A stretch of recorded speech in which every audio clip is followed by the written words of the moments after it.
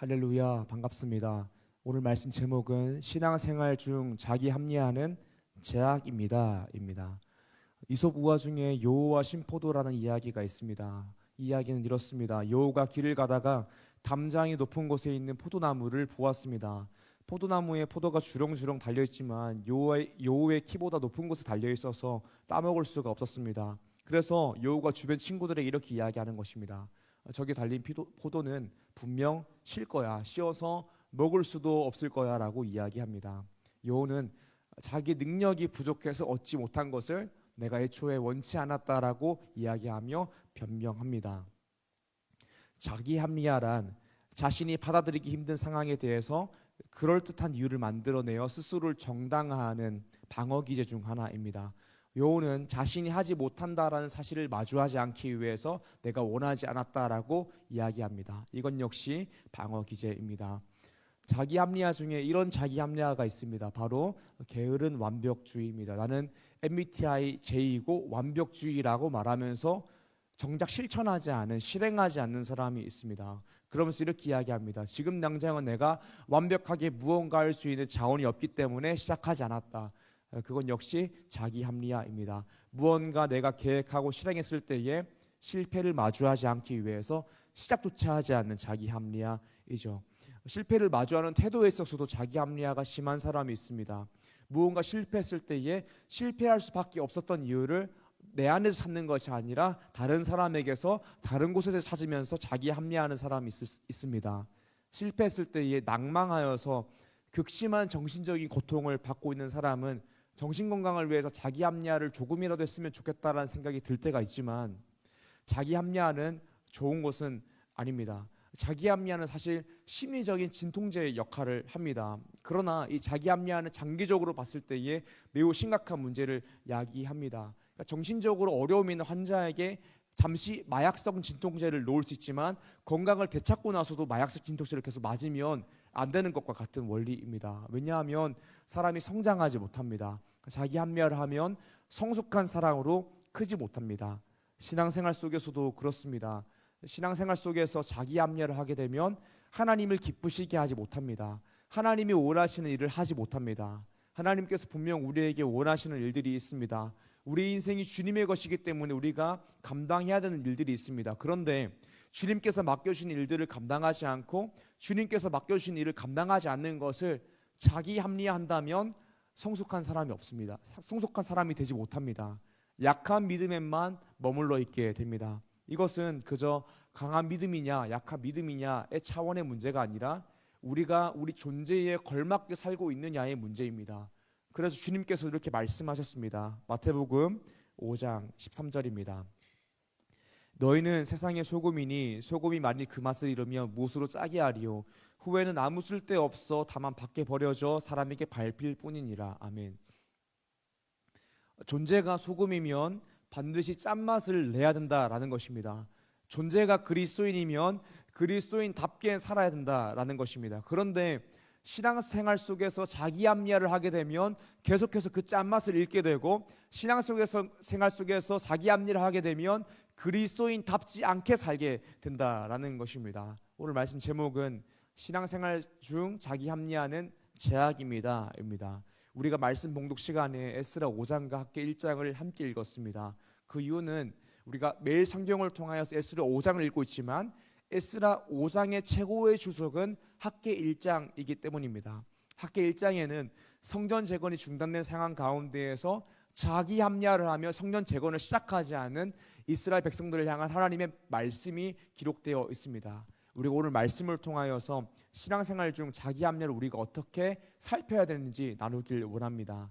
사랑하는 리즈 청년 여러분, 오늘 말씀을 통하여서 신앙생활 중 자기 합리화를 하지 않고 어떠한 상황 가운데에서도 사명을 감당함으로 하나님의 기쁨이 되는 리조이스 청년 되기를 주님 이름으로 축복합니다. 아멘.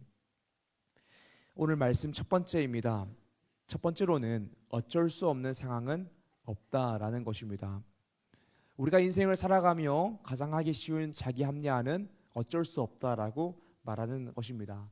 그러나 신앙생활 중에 어쩔 수 없다라는 것은 존재하지 않습니다. 그리스도인은 모두 다 사명자입니다. 사명자가 사명을 감당하는 것에 어쩔 수 없는 상황은 없습니다. 그러므로 우리는 신앙생활 중에 어쩔 수 없는 상황이라는 것은 존재하지 않는다라는 것을 꼭 기억하고 마음속에 새겨야 합니다. 성경 말씀을 보게 되면 다윗 솔로몬 이후에 르호보암 때의 이스라엘은 남북으로 분열되었습니다. 이 남북으로 분열되어 흘러가는 나라의 성격은 하나님도 섬기고 우상도 섬기는 혼합주의였습니다. 북이스라엘도 그랬고 남유다도 그랬습니다. 하나님은 선지자들을 통하여서 너희 그렇게 하나님도 섬기고 우상도 섬기는 혼합주의 하면 망할 것이다 라고 말씀해 주셨습니다. 그 결과 북이스라엘이 망했고 남유다가 망했습니다. 그러나 하나님은 선지자들을 통하여서 너희가 망할 것이나 70년이 차면 내가 너희를 기억하고 돌보아서 돌아오게 할 것이다 라고 말씀해 주셨습니다. 하지만 현실은 포로였습니다. 포로가 된 상태에서 우리가 하나님을 바라볼 때에는 하나님의 역사가 꺼져가는 것만 같았습니다. 하지만 하나님은 정말 70년이 차자 바사왕 고레스 왕의 마음을 만지심으로 감동시키심으로 이스라엘 백성들로 하여금 돌아가 예루살렘 성전을 재건하게 해주셨습니다. 포로가 되어 있는 동안 하나님의 역사는 꺼진 것 같았습니다. 하지만 많은 백성들이 고레스 칙령을 듣고 하나님이 여전히 일하고 계시구나, 하나님의 역사는 멈춘 적이 없다라는 것을 보고 감동했습니다. 많은 사람들이 감동했지만 적은 수의 백성들만이 순종함으로 예루살렘으로 돌아갔습니다. 그리고 돌아간 이스라엘 백성들은 각자의 성읍에 들어가서 살았습니다. 그러다가 7째 달에 이르러서 함께 모여 제사를 드리고 성전 재건을 시작했습니다. 그런데 문제가 생겼습니다. 그것은 성전 재건을 방해하는 사람들이 나타났다라는 것입니다. 이스라엘 백성들의 성전 재건을 방해하는 사람들이 나타나서 방해 공작을 펼쳤습니다. 정치적으로 방해를 했습니다. 그래서 아닥사스다 왕이 조소를 내려서 성전 재건을 중단시켰습니다. 그리고 16년 동안, 약 16년 동안 성전 재건이 중단되었습니다. 이렇게 성전 재건이 중단되었을 때에 이스라엘 백성들은 무엇을 했을까요? 이스라엘 백성들은 그 성전 재건이 중단된 상황 가운데에서 어떻게든 성전 재건을 하기 위해서 노력했을까요? 그렇지 않았습니다. 자기 합리화를 했습니다. 아닥사스다 왕이 조소를 내려서 성전 재건을 중단시켰으니 우리가 할 수 있는 것이 없다, 어쩔 수가 없다, 지금은 여호와의 전을 지을 때가 아니다라고 이야기했습니다. 학개서 1장 1절에서 2절의 말씀인데 한번 제가 읽어보도록 하겠습니다. 다리오 왕 제2년 여섯째 달 곧 그 달 초하루에 여호와의 말씀이 선지자 학기로 말미암아 스알데엘의 아들 유다 총독 스룹바벨과 요사닥의 아들 대제사장 요수아에게 임하니라. 이르시되 만군의 여호와가 이같이 말하여 이르노라. 이 백성이 말하기를 여호와의 전을 건축할 시기가 이르지 아니하였다 하느니라. 아멘. 여러 사람들의 방해로 성전 재건이 중단되었습니다. 특별히 아닥사스다 왕이 성전 재건을 중단시키는 조소를 내렸습니다. 그러니까 이스라엘 백성들이 자기 합리화를 하기 시작했습니다. 여호와의 전을 건축할 시기가 이르지 않았다. 아닥사스다 왕이 성전 재건을 중단하라고 조소를 내리지 않았느냐? 어쩔 수가 없다. 우리가 할 수 있는 것이 무엇이 있느냐? 그러니까 여호와의 전을 짓는 것을 멈추자라고 이야기하고 자신의 집을 짓기 시작했습니다. 그래서 16년 동안 성전 재건이 중단되게 되었습니다. 사랑하는 여러분, 신앙생활을 하면서 가장 쉽게 범할 수 있는 제약이 무엇이냐면, 가장 쉽게 범할 수 있는 자기 합리화가 무엇이냐면 어쩔 수 없다라고 말하는 것입니다. 어쩔 수 없다라고 이야기하고 사명을 감당하지 않는 것입니다. 이것은 자기 합리화이며 자기 합리화는 하나님께서 기뻐하지 않는 것입니다. 불법이며 제약입니다. 얼마 전에 제가 존경하는 목사님께 들은 이야기인데요. 이 목사님이 한 교회에 집회에 가서 설교를 한 다음에 장로님들, 목사님들과 이야기할 기회가 있었다라고 합니다. 그때 그 교회 장로님께서 해주신 말씀이라고 합니다. 그 교회는 전라도 어느 지역에 있는 교회입니다.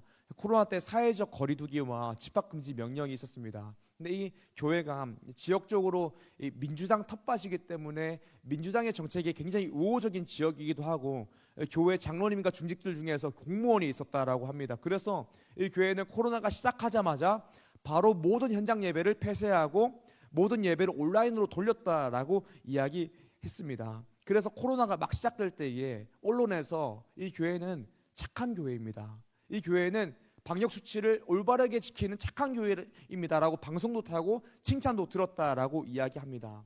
그런데 이 교회 반대편에 다른 교회가 있었다라고 합니다.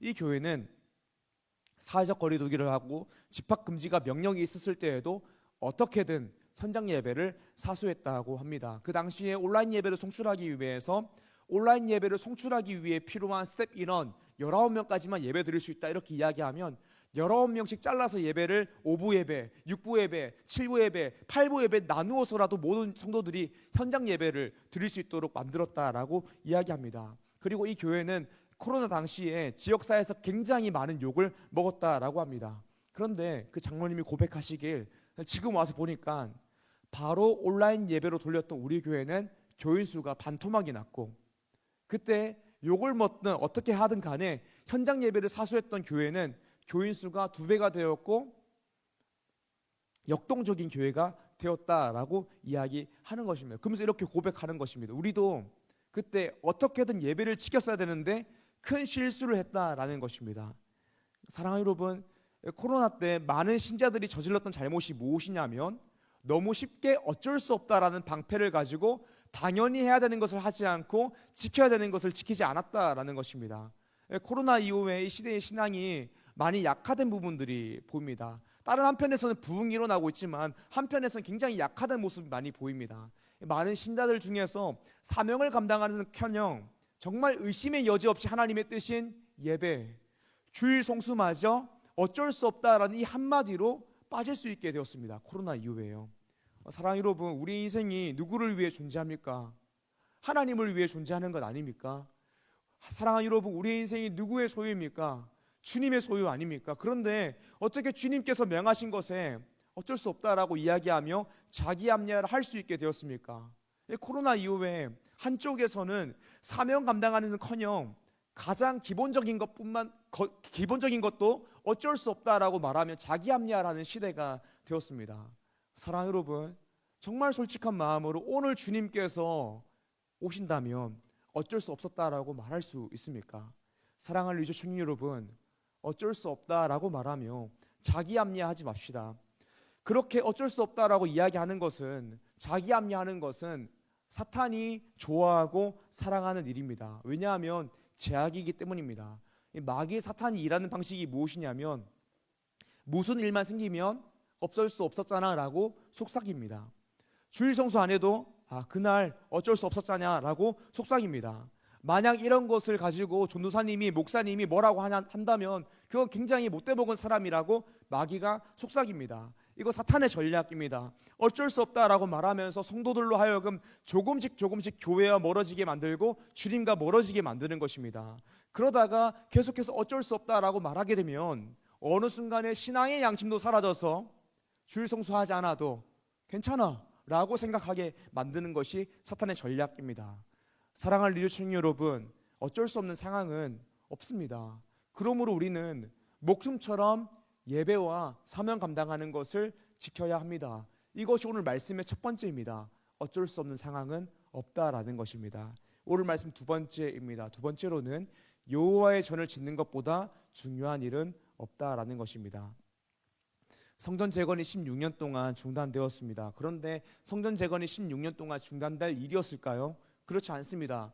그런데 왜 성전 재건이 16년 동안 멈춰 있었을까요? 물론 아닥사스다 왕의 조소도 있었고 주변에 방해도 있었지만 사실은 이스라엘 백성들이 그 중단된 상황 가운데에서 적극적으로 어떻게든 성전 재건을 다시 시작해보자라고 감당하지 않은 것입니다. 왜 감당하지 않았습니까? 왜냐하면 성전 재건이 중단된 김에 자신의 집을 짓고 꾸미느라 굳이 성전 재건을 위하여 다시 노력하지 않은 것입니다. 학개서 1장 3절에서 6절의 말씀입니다. 여호와의 말씀이 선지자 학개에게 임하여 이르시되 이 성전이 항폐하였거늘 너희가 이때에 판벽한 집에 거주하는 것이 옳으냐? 그러므로 이제 만군의 여호와가 이같이 말하노니 너희는 너희의 행위를 살필지니라. 너희가 많이 뿌릴지라도 수확이 적으며 먹을지라도 배부르지 못하며 마실지라도 흡족하지 못하며 입어도 따뜻하지 못하며 일꾼이 삭을 받아도 그것을 구멍 뚫어진 전대에 넣음이 되느니라. 아멘. 학개서의 메시지가 이것입니다. 이 성전이 항폐하였거늘 너희가 이때에 판벽한 집에 거주하는 것이 옳으냐라는 것입니다. 외부적인 상황 때문에 어쩔 수 없이 16년 동안 성전 재건이 중단되기도 했지만, 그때 이스라엘 백성들은 어떻게든 성전 재건을 시작하려고 한 것이 아니라 어쩔 수 없다라고 자기 합리화하며 자신의 집을 짓는 데에 집중했다라는 것입니다. 그래서 사명을 감당하지 못했다라는 것입니다. 말씀 9절도 보기 원합니다. 너희가 많은 것을 바랐으나 도리어 적었고 너희가 그것을 집으로 가져갔으나 내가 불어버렸느니라. 나 만군의 여호와가 말하노라. 이것이 무슨 까닭이냐. 내 집은 황폐하였을 때 너희는 각각 자기의 집을 짓기 위하여 빨랐음이라. 아멘. 사랑하는 여러분, 요즘 이 시대를 보게 되면 신자들 중에서 자신의 집을 짓기 위해서 어쩔 수 없다라고 말하는 사람이 있습니다. 여호와의 전을 지어야 되는데 여호와의 전을 짓기보다 자신의 집을 짓기 위해서 어쩔 수 없다 말하며 사명 감당하기를 거부하는 사람이 있습니다. 그런데 오늘 말씀이 이야기하는 것은 무엇이냐면, 자신의 집을 짓기 위해서 사명 감당하는 것을 포기하는 것도 자기 합리화이며 제약이며 불법이라는 것입니다. 사랑하는 청년 여러분, 우리가 지금 청년의 시절을 지나가고 있습니다. 이때 사실 준비되어야 되는 것이 많이 있습니다. 그러니까 학교를 다니려고 해도 지금 다녀야 되고, 스펙을 쌓으려고 해도 지금 쌓아야 됩니다. 뭘 준비해도 지금 준비해야 됩니다. 그런데 이 일을 위하여 신앙생활을 제대로 하지 않고 사명 감당하지 않는 사람이 너무 많다는 것입니다. 이것이 신앙생활 속에서 자기 합리화이며 제약입니다.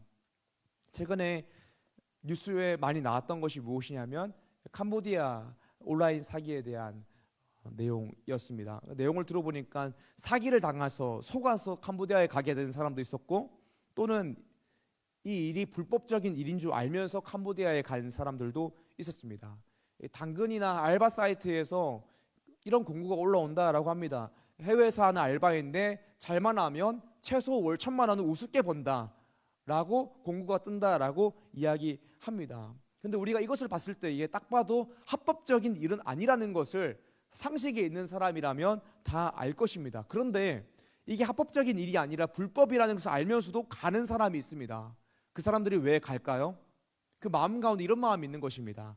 아무리 불법적인 일이라도 내가 눈을 꼭 감고 1년만 일하면 한 1억 모아서 내가 무언가 할 수 있는 시드머니를 만들 수 있다는 것입니다. 그리고 1년만 딱 불법적인 일하고 다시 돌아와서 내가 하고 싶은 일들을 준비하겠다라는 것입니다.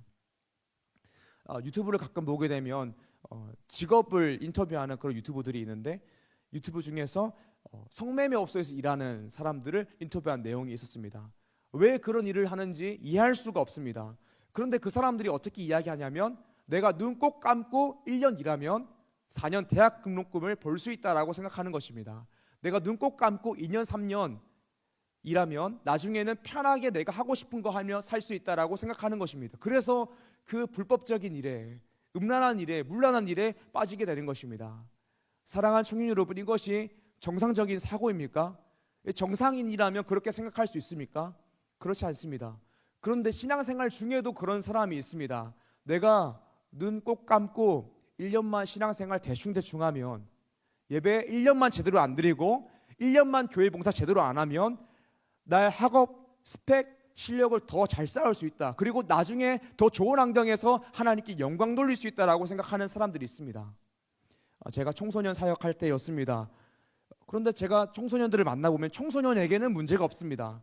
근데 부모님들 중에서 부모님이 중직인데 내 아이 고등학교 3년만 눈 꼭 감고 신앙생활 제대로 안 시키고 고등부 안 보내고 학원 보내고 공부만 시키면 나중에 좋은 대학 보내서 좋은 직업 얻어서 하나님께 영광 돌리는 인생 살 거라고 생각하고 말하고 행동하는 교회 중직분들도 많이 있습니다. 사랑하는 여러분, 그것은 하나님 앞에 제약입니다. 불법입니다. 이것은 자신의 자녀에게 너 1년만 불법적인 일 해서 돈 많이 벌면 10년 동안 편하게 살 수 있다. 1년만 불법적인 일 해라. 제약 저질러라 라고 이야기하는 것이 하는 것과 똑같습니다. 세상에 어느 부부가 그렇게 이야기하겠습니까? 세상에 어떤 사람이 자신의 아내에게, 자신의 여자친구에게, 자신의 딸에게 지금 우리가 돈이 없으니까 너 1년만 성매매업소 가서 돈 벌고 오라고 이야기합니까? 이거 말도 안 되는 이야기 아닙니까? 불법이고 제약 아닙니까? 그런데 신앙생활 할 때는 그렇게 한다라는 것입니다. 여호와의 전 항폐하나 자신의 집만을 짓는 데 집중합니다. 불법입니다. 제약입니다. 그런데 내가 1년만, 2년만, 대학교 4년만, 고등학교 3년만 신앙생활 포기하면 내가 10년을 편하게 살면서 하나님의 영광을 위해 살 수 있다라고 생각하는 것입니다. 사랑하는 여러분, 그거 제약 아닙니까? 불법 아닙니까? 하면 안 되는 거 아닙니까? 그런데 그렇게 쉽게 생각한다라는 것입니다. 세상의 법칙에서 불법인 것은 정말 하면 안 되는 일이지라고 이야기하는데, 하나님의 말씀을 우습게 여겨서 하나님의 말씀에서 하지 말라고 하는 것은 한 번쯤 어쩔 수 없다라고 이야기되지라고 이야기한다라는 것입니다. 사랑하는 청년 여러분, 오늘 신앙생활 잘 하십시오.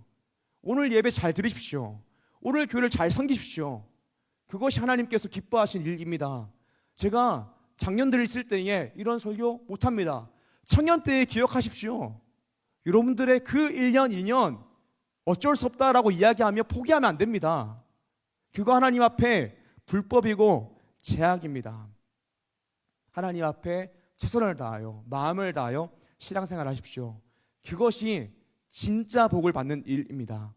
여호와의 전은 항폐한데 자신의 집만 지는 인생은 어떻게 된다라고 성경이 이야기합니까? 학개서 1장 6절의 말씀입니다. 너희가 만일 뿌릴지라도 수확이 적으며 먹을지라도 배부르지 못하며 마실지라도 흡족하지 못하며 입어도 따뜻하지 못하며 일꾼이 삭을 받아도 그것을 구멍 뚫어진 전대에 넣음이 되느니라. 아멘. 말씀은 이렇게 이야기합니다. 여호와의 전은 항폐하였는데 자신의 집만 짓기 위해서 빠른 인생은 너희가 많이 뿌릴지라도 수확이 적으며 먹을지라도 배부르지 못하며 마실지라도 흡족하지 못하며 입어도 따뜻하지 못하며 일꾼이 삭을 받아도 그것을 구멍에 뚫어진 전대에 넣음이 되느니라 라고 이야기합니다. 사랑하는 리즈 청년 여러분, 저는 여러분들이 인생을 살아가면서 하나님께 복을 받길 원합니다. 그러나 참된 복은 돈이 많이 있는 것이 아닙니다. 스펙이 좋은 것이 아닙니다. 학력이 좋은 것이 아닙니다. 참된 복은 하나님과 올바른 관계 안에서 살아가는 것입니다. 그리고 그 관계 안에서 벌어지는 모든 일이 순경일지라도 또는 역경일지라도 감사하며 살아가는 것이 복입니다. 그러므로 우리가 해야 되는 것은 주님을 위하여 살아가는 것입니다. 하나님을 예배하는 것입니다. 사랑하는 리즈 청년 여러분, 지금 당장 우리 집을 잘 지어야 될 것 같은 강박관념이 우리 마음 가운데 있습니다. 하지만 자신의 집을 짓는다고 여호와의 전 짓기를 포기하지 마십시오. 신앙생활을 자기 합리화하지 마십시오. 그런 자기 합리화는 제약이고 불법입니다. 자신의 집보다 여호와의 전을 짓는 데에 시간과 물질의 우선순위를 사용하십시오. 그것이 진정으로 복을 받는 일입니다. 그렇게 참된 복을 누리며 살아가는 리즈 청년 되시기를 주님 이름으로 축복합니다. 아멘. 말씀 세 번째입니다. 세 번째로는 사명 감당하는 것은 자기 희생이 필요하다라는 것입니다. 주님께서 오늘 말씀을 통하여서 명하시는 것이 무엇입니까? 성전을 재건하라라는 것입니다. 그런데 성전을 재건하기 위해서는 자기 희생이 필요합니다. 학개서 1장 8절의 말씀입니다. 너희는 산에 올라가서 나무를 가져다가 성전을 건축하라. 그리하면 내가 그곳으로 말미암아 기뻐하고 또 영광을 얻으리라. 여호와가 말하였느니라. 아멘. 성전을 건축하기 위해서는 자기 희생이 필요합니다. 산에 올라가야 됩니다. 나무를 가지고 와서 성전을 지을 수 있습니다. 성전을 짓기 위해서는 희생이 필요한 것입니다. 시간과 물질이 들어가는 것입니다. 주님께서는 우리에게 성전 재건을 명하셨습니다. 이 성전 건축하는 것은 많은 의미를 가지고 있습니다. 오늘날 성전은 무엇입니까? 고린도전서 3장 16절에서 17절 말씀입니다. 너희는 너희가 하나님의 성전인 것과 하나님의 성령이 너희 안에 계시는 것을 알지 못하느냐? 누구든지 하나님의 성전을 더럽히면 하나님이 그 사람을 멸하시리라. 하나님의 성전은 거룩하니 너희도 그러하니라. 아멘. 사랑 여러분, 하나님의 성령이 거하시는 우리의 몸이 성전이라고 합니다. 하나님의 성령이 거하시는 성전입니다. 그러므로 우리는 어떤 성전을 잘 지어야 되냐면 이 성전을 잘 지어야 됩니다. 나의 존재가 성전으로서 성전답게 존재해야 됩니다. 거룩한 존재가 되어야 되고 거룩한 존재가 되어 사역을 감당하는, 사명을 감당하는 인생이 되어야 됩니다. 그런데 우리가 이 성전을 거룩하게 짓고 거룩하게 유지하기 위해서는 자기 희생이 반드시 필요합니다. 성전을 짓기 위해서는 산에 올라가서 나무를 가지고 와야지 성전을 지을 수가 있습니다. 시간과 물질, 희생이 필요한 일입니다. 당연한 것입니다. 성전으로 산다라는 것은 주님을 따라가는 인생을 살아간다라는 것인데, 주님께서 주님을 따라가는 인생에 대해서 이렇게 말씀해 주셨습니다. 마가복음 8장 34절의 말씀입니다. 무리와 제자들을 불러 이르시되 누구든지 나를 따라오려거든 자기를 부인하고 자기 십자가를 지고 나를 따를 것이니라. 아멘. 주님께서 예수님을 따라가는 삶은 자기를 부인하고 자기 십자가를 져야 하는 일이라고 이야기합니다. 자기 희생, 자기 부인이 성전을 짓기 위해서는 꼭 필요한 일이라는 것입니다. 우리가 자기 희생을 하고 자기를 부인하면 어떻게 됩니까? 손해를 봅니다. 그래서 많은 사람들은 사명을 감당하지 않고자 합니다. 거룩한 성전이 되지 않고자 합니다. 거룩한 사명을 감당하지 않고자 합니다. 그런데 오늘 우리에게 주어진 명령이 무엇이냐면 산에 올라가서 나무를 가져다가 성전을 지으라는 것입니다. 자기 희생을 해서 너의 몸이 거룩한 존재로 존재할 수 있도록 만들어라 라는 것입니다. 너희의 인생이 하나님을 예배하는 인생 되도록 만들어라 라는 것입니다. 너희의 인생이 하나님을 위하여 사명을 감당하는 인생으로 만들어라 라는 것입니다. 우리의 마음에 드는 마음이 이것입니다. 우리가 사명을 감당하는 인생을 살면 손해보는데 정말 그렇게 살아도 될까입니다. 그런데 주님께서 참 위로가 되는 말씀을 해주십니다. 마가복음 8장 35절에서 38절의 말씀입니다. 누구든지 자기 목숨을 구원하고자 하면 잃을 것이요 누구든지 나와 복음을 위하여 자기 목숨을 잃으면 구원하리라. 사람이 만일 온천을 얻고도 자기 목숨을 잃으면 무엇이 유익하리요 사람이 무엇을 주고 자기 목숨과 바꾸겠느냐. 누구든지 이 음란하고 죄 많은 세대에서 나와 내 말을 부끄러워하면 인자도 아버지의 영광으로 거룩한 천사들과 함께 올 때에 그 사람을 부끄러워하리라. 아멘. 사랑하는 청년 여러분, 우리가 사명을 감당하며 살면 손해를 보는 것 같을 때가 있지만 하나님 나라 관점에서 보면 손해를 보는 것이 아닙니다. 왜냐하면 하나님 나라 법에서 누구든지 자기의 목숨을 구원하고자 하면, 즉 자신의 짐만을 짓고자 한다면 잃을 것이다 라고 이야기하기 때문입니다. 누구든지 나와 복음을 위하여 자기의 목숨을 잃으면, 여호와의 전을 건축하며 살아가면 구원하리라 라고 말씀하시기 때문입니다. 사람들이 어쩔 수 없다라고 말하면서 자기 합리화하는 이유가 무엇입니까? 예수 그리스도와 복음을 부끄러워하기 때문이죠. 성전을 짓는다고 나의 집이 지어지지 않은 그 상태가 부끄러운 것이죠. 그래서 성전을 짓지 못하는 것입니다. 자기의 집만을 지으려고 하는 것입니다. 예수 그리스도와 복음을 부끄러워하는 것입니다. 근데 주님께서 이렇게 말씀하십니다. 38절입니다. 누구든지 이 음란하고 죄 많은 세대에서 나와 내 말을 부끄러워하면 인자도 아버지의 영광으로 거룩한 천사들과 함께 올 때에 그 사람을 부끄러워하리라. 아멘. 사랑하는 청년 여러분, 주님께서 오늘 말씀을 통해서 끊임없이 하시는 말씀이 무엇이냐면 너희는 자기의 행위를 살필지니라 라고 이야기하십니다. 사랑하는 리오 청년 여러분, 우리는 오늘 어쩔 수 없다라고 말하지 않습니까? 예배를 포기하거나 사명 감당하기를 포기하는 순간 어쩔 수 없다라고 말하며 여호와의 전을 짓지 않고 자기의 집만을 짓기 위하여 빠르지 않습니까? 사랑하는 주신 여러분, 내 인생이 정말 주님의 것이라면, 정말 하나님을 주님이라고 부른다면 나의 집을 짓기보다 여호와의 전을 짓는 인생을 살아야 되는데 우리는 계속해서 내 마음속에 나의 집을 짓고 있지 않습니까? 내 스펙, 내 학력, 내가 가지고 있는 어떤 무언가를 짓기 위해서 노력하고 있지 않습니까? 사랑하는 여러분, 우리 자기의 행위를 살핍시다. 어쩔 수 없다 말하지 맙시다. 예수 그리스도와 복음을 부끄러워하지 맙시다. 오늘 당장 예배자로 살아갑시다. 내가 지금 1년은 포기하고 4년은 포기하고 10년 뒤에 훌륭한 사람이 되어 주님의 영광을 위해 살겠습니다 라고 말하지 맙시다. 그것은 매춘하는 행위입니다. 그러므로 당장 오늘을 예배자로서 살아내고 주님의 몸된 교회를 어떻게 세울지 고민하고 예수 그리스도와 복음을 위해 살아가는 리조의 청년 되기를 주님 이름으로 축복합니다. 아멘. 오늘 말씀 제목, 신앙생활 중 자기 합리화는 제약입니다. 오늘 말씀 첫 번째로는 어쩔 수 없는 상황은 없다라는 것입니다. 어쩔 수 없다라는 것은 마음이 없는 것입니다.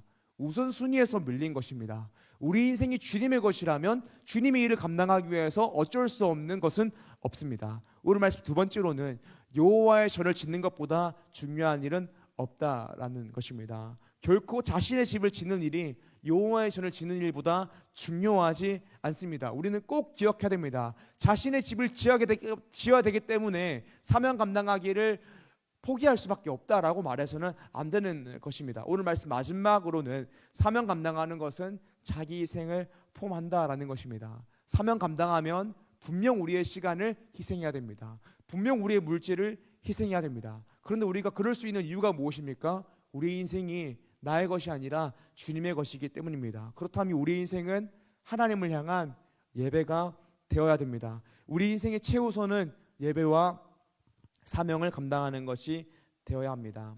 사랑하는 시청자 여러분, 자기 합리화로서 하나님 앞에 죄악을 저지르고 불법을 행하는 것이 아니라 1년만 눈 꼭 감고 신앙생활 타협하면 더 훌륭한 사람이 될 수 있다라고 말하는 것이 아니라 급한 일보다 중요한 일, 온 우주의 통치자이신 하나님을 예배하는 일을 가장 우선시함으로 하나님께 복을 받는 르지오 청년 한 사람 한 사람 되기를 주님의 이름으로 축복합니다. 아멘.